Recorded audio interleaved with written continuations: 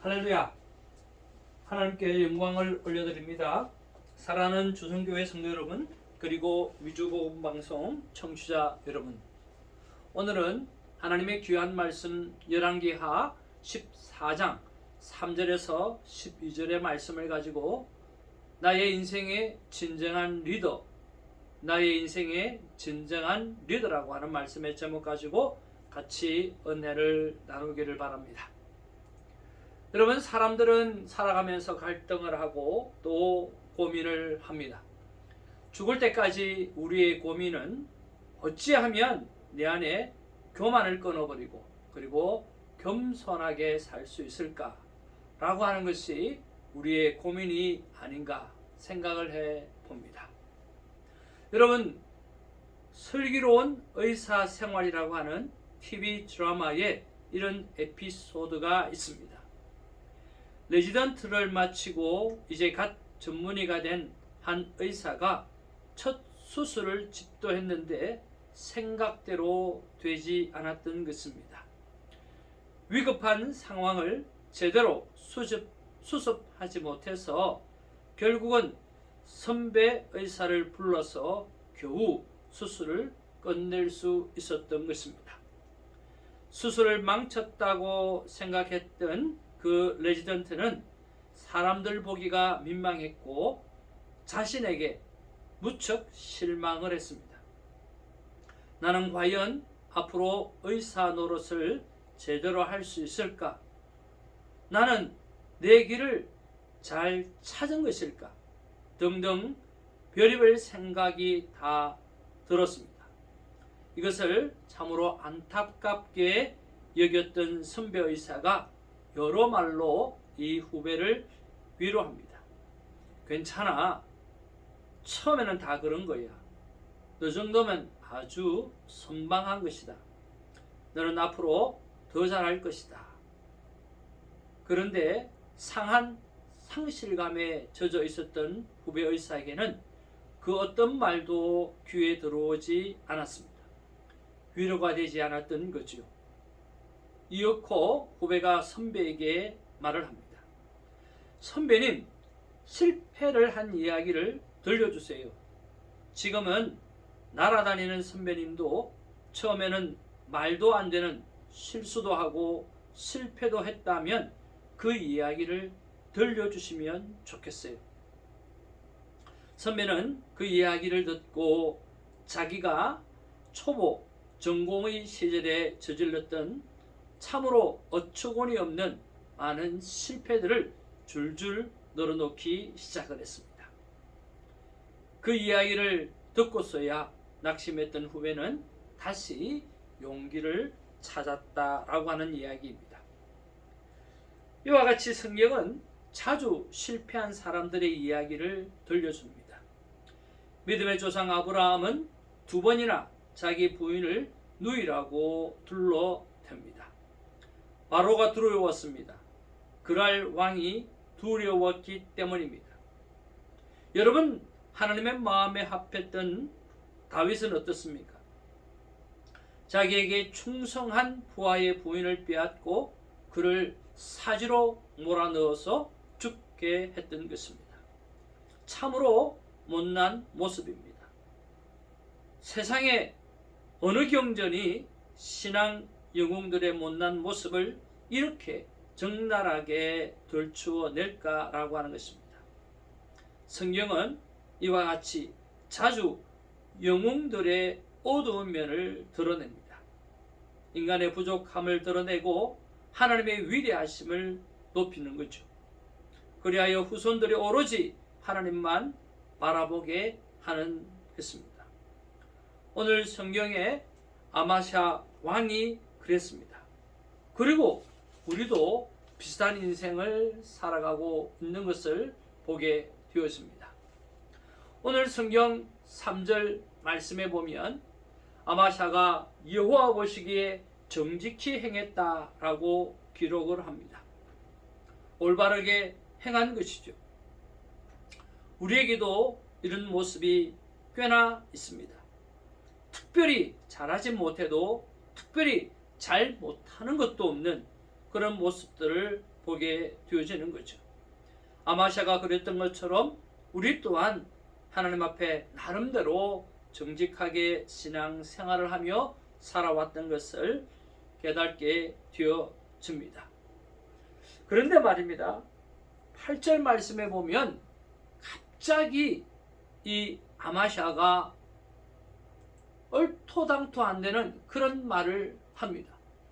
8절 말씀에 보니까 아마샤가 여호의 손자 여호아하스의 아들 이스라엘 왕 요아스에게 사자를 보내어 이르되 오라 우리가 서로 대면하자 한지라 라고 말하는 거죠.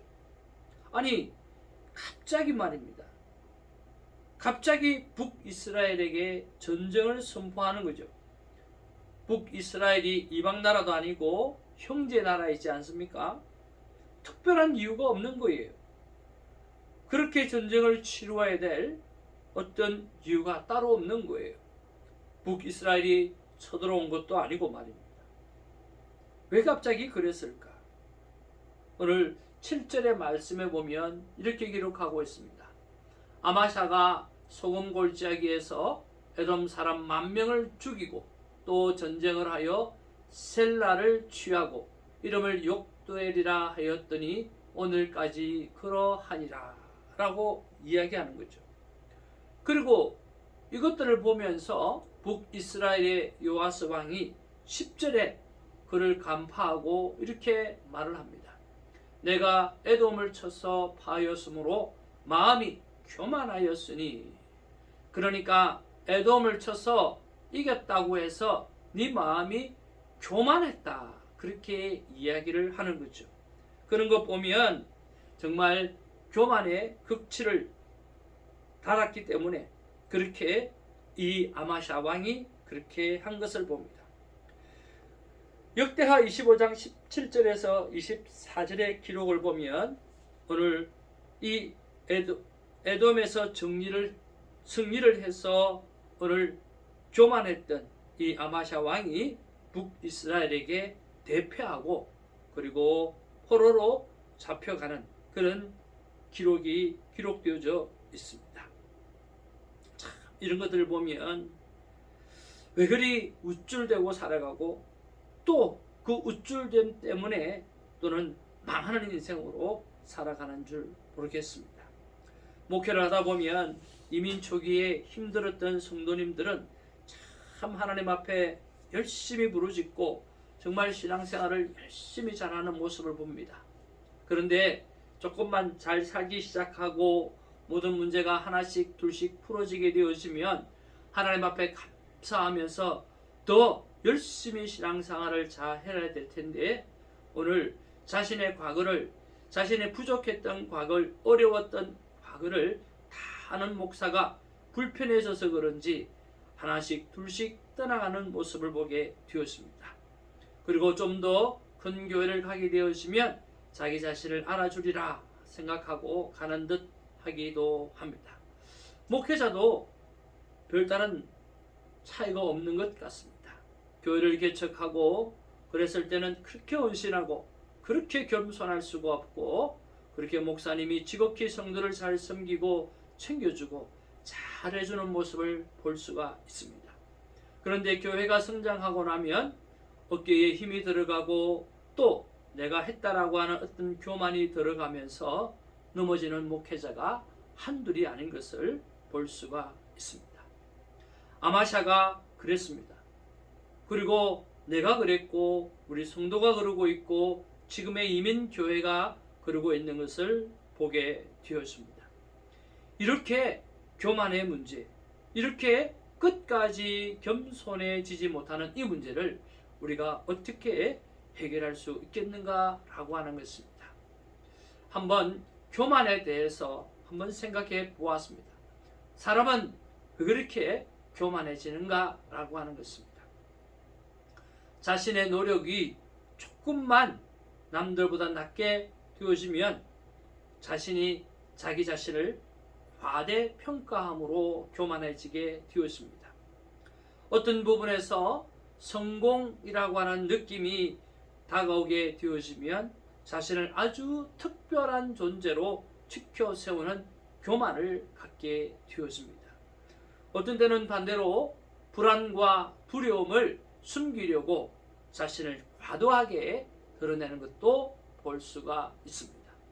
또 항상 남을 비교하면서 좀 더 낙해졌다라고 하는 생각이 들면 자신을 탁월한 존재로 생각하면서 우리가 교만을 떨 때가 많이 있는 것을 보게 되었습니다.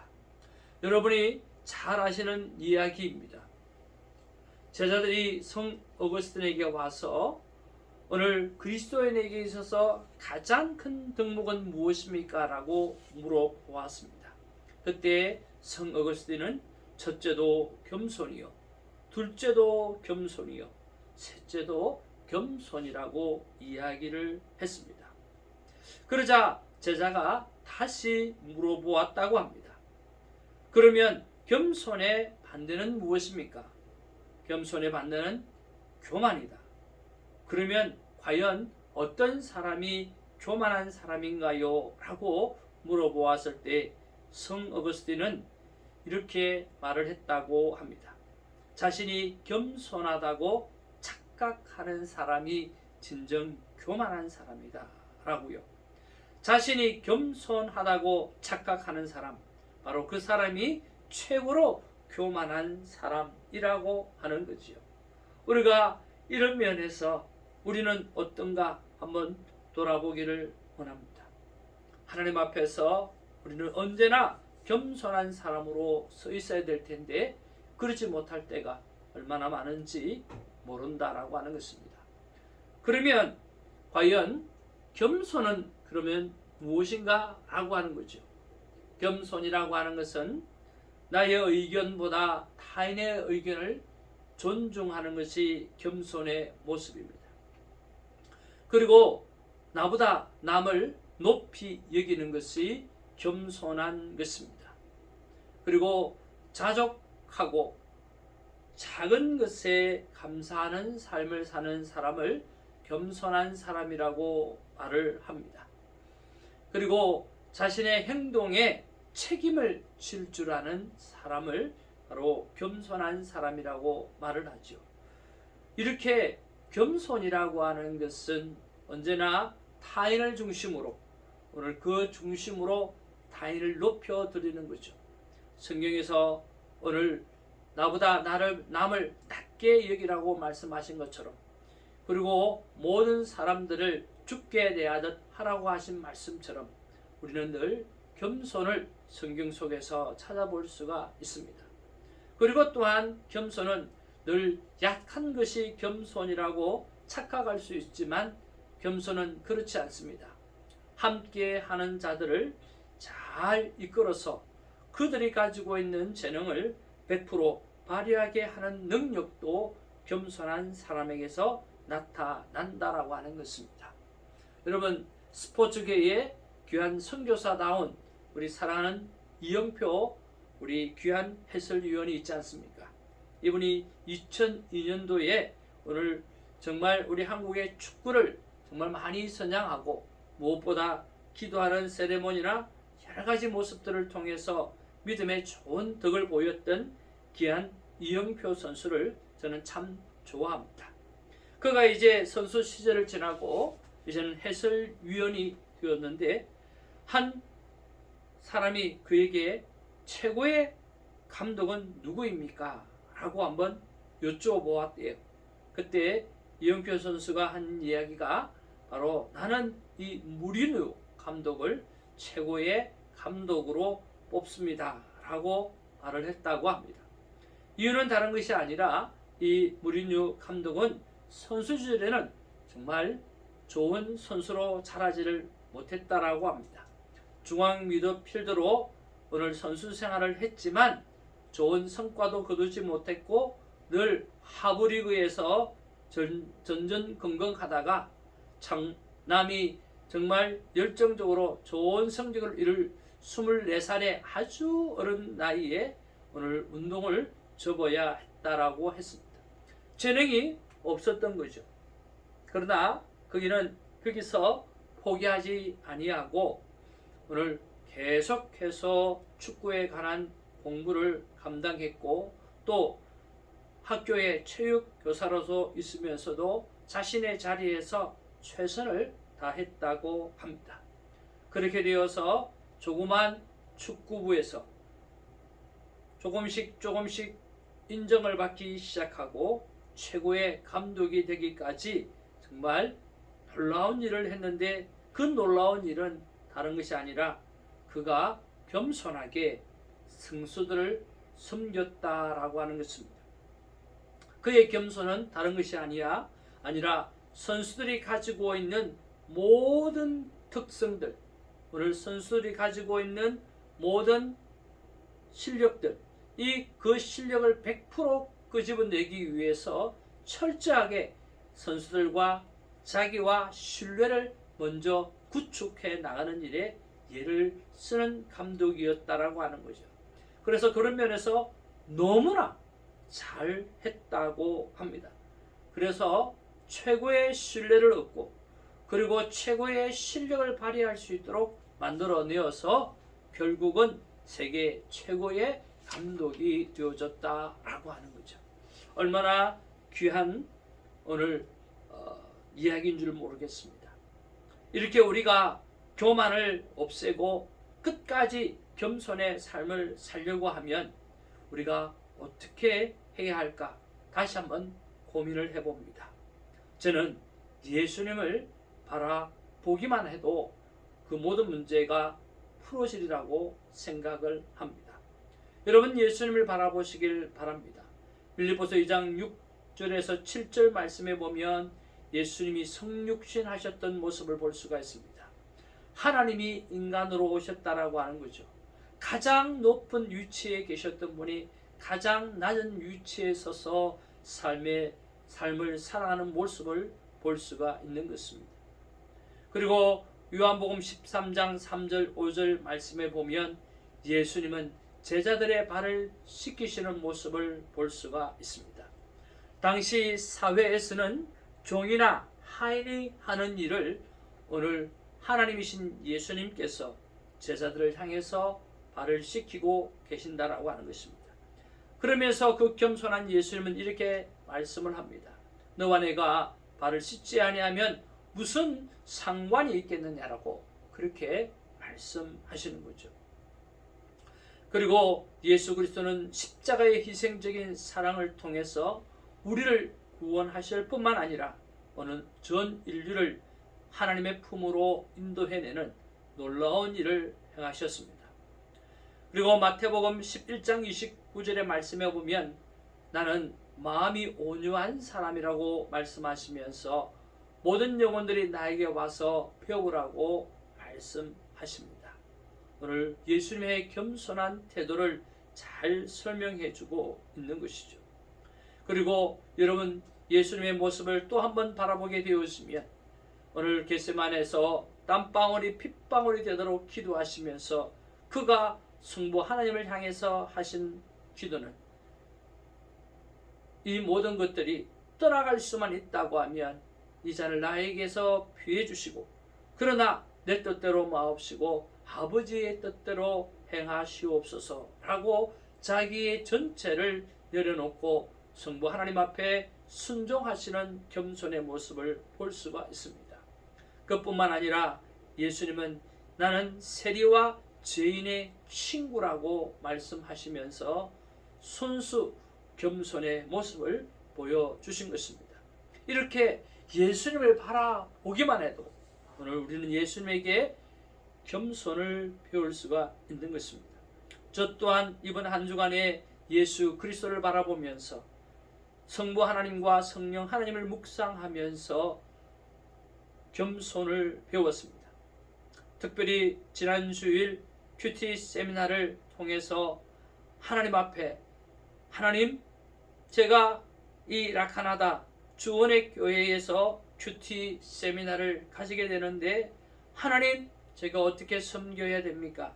하나님의 마음은 어떻습니까? 라고 하나님 앞에 여쭈어 보았을 때 하나님께서는 참 기쁘다라고 말씀해 주셨습니다.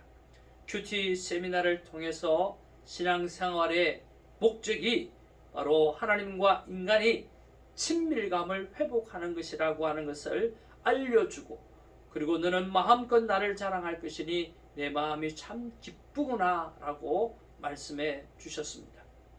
그리고 이번 주간에 제가 두 번째로 코비드를 경험하게 되었습니다. 첫 번째 코비드를 통해서 이무전시를 들어가서 죽을 고비를 넘기면서 하나님 앞에 큰 은혜를 경험을 했는데, 이번 두 번째에도 이 코비드가 걸리면서 내 몸은 나의 성전이다라고 말씀하시는 주님의 음성을 들었습니다. 가불랑거리지 말고 먹는 것도 조심하고 자는 것도 조심하고 일하는 것도 조심하고 운동하는 것도 조심해야 한다라고 말씀해 주십니다. 교만하지 말고 교만 떨지 말고 너 몸은 나의 성전이니 잘 관리하라고 말씀해 주셨습니다. 그리고 여러분, 이번 주간에 트럼프의 암살 시도 사건이 있었지 않습니까? 그때 하나님의 마음을 물어보고 하나님의 생각을 물어보았습니다. 그때 악의 세력이 선거 제도를 악용해서 자기의 세상을 만들려고 하는 시도가 상당히 많다고 말씀하시면서 이 위기 상황을 기억하고 오늘 너는 깨어서 기도하는 자가 되어야 한다고 말씀해 주셨습니다. 그리고 너와 말과 행동이 일치하는 언행일치의 삶과 믿음과 행동을 일치하는 신행일치의 삶과 그리고 하나님의 말씀을 들은 대로 행하는 청행일치의 삶에 대해서 더욱더 애를 쓰고 노력하라고 하는 말씀을 주셨습니다. 그리고 코비드가 며칠 이후에 음성 판정을 받게 되었습니다. 그때 주님은 말씀하십니다. 너는 언제 죽을지 모르는 인생이고 너는 언제 나 예수 그리스도 앞에 서야 될지 모르는 인생일진데 영혼 구원을 향해서 열정을 더욱더 가지라고 말씀하시고 전도에 더욱더 열심을 품으라고 말씀하시고 시간을 다른 데 사용하지 말며 오늘 하나님 앞에 열심을 특심을 향하여 가지고 예수라고 말씀해 주셨습니다. 그리고 성도를 향해서도 말씀해 주셨습니다. 성도들의 머릿속에 바쁜 목사라고 하는 이미지를 심어주지 말고 지금도 나를 위하여 기도하고 계시는 목사님이 바로 우리의 목사님이야 라고 하는 신뢰관계를 구축해내는 그런 목회자가 되어야 된다고 말씀해 주셨습니다. 사랑하는 성도 여러분, 이렇게 우리는 주님을 바라보기만 하면, 이렇게 우리는 예수 그리스도만 바라보기만 하면 우리는 겸손을 감당할 수가 있고 교만을 떠나보낼 수 있다라고 하는 것입니다. 예수님을 바라보는 우리가 되어지기를 주님의 이름으로 축복을 드립니다. 우리는 2002년 월드컵 경기를 앞두고 히딩크 감독을 전격적으로 영입하여 4강에 들었던 기록을 세웠습니다. 우리는 이 모든 것을 보면서 히딩크의 리더십 때문이라고 이야기를 합니다. 그리고 동남아시아 축구 경기에서 최하위를 면하지 못했던 베트남이 히딩크 사단의 수석 코치였던 박항서 감독을 영입한 후에 베트남 축구 대표팀이 기대 이상의 결과를 낳은 것을 우리는 목격했습니다. 이것 또한 박항서 감독의 리더십 때문입니다. 영어로 리더십은 배를 이끌어가는 사람을 리더십이라고 합니다. 배는 운명을 같이 하는 공동체를 뜻하는 것입니다. 이런 배를 누가 어떻게 어디로 이끌어가느냐가 바로 리더십이라고 하는 거죠. 선장의 리더십에 따라 배에 탄 사람들의 운명이 결정되는 것입니다. 리더십은 이렇게 중요합니다. 오늘 인생의 진정한 리더십은 어디에서 나올까요? 그것은 바로 예수 그리스도에서 나오는 것입니다. 여러분, 이사야서에 보면 예수 그리스도를 향해서 원더풀 카운슬러라고 말씀합니다. 위대한 상담자라고 하는 것입니다. 오늘 예수 그리스도, 그분은 기묘자요 보사라고 말씀하시면서 원더풀 카운슬러라고 영어는 번역하고 있는 것입니다. 그 예수 그리스도, 그분만 바라보게 되어지면 우리의 인생은 끊임없이 선하고 행복하고 기쁨 가득하며 영혼의 열매를 맺는 아름다운 인생으로 살아가게 될 줄로 믿습니다. 여러분, 교만을 버리고 진정한 겸손한 사람으로 살아가고 싶습니까? 예수 그리스도 그분을 바라보고 그분을 우리의 인생의 진정한 리더자로 믿고 날마다 따라가게 되어질 때 우리는 교만하지 아니하고 주님 앞에 서는 그날까지 겸손한 인생으로 승리하는 인생으로 살아가게 될 줄로 믿습니다. 할렐루야.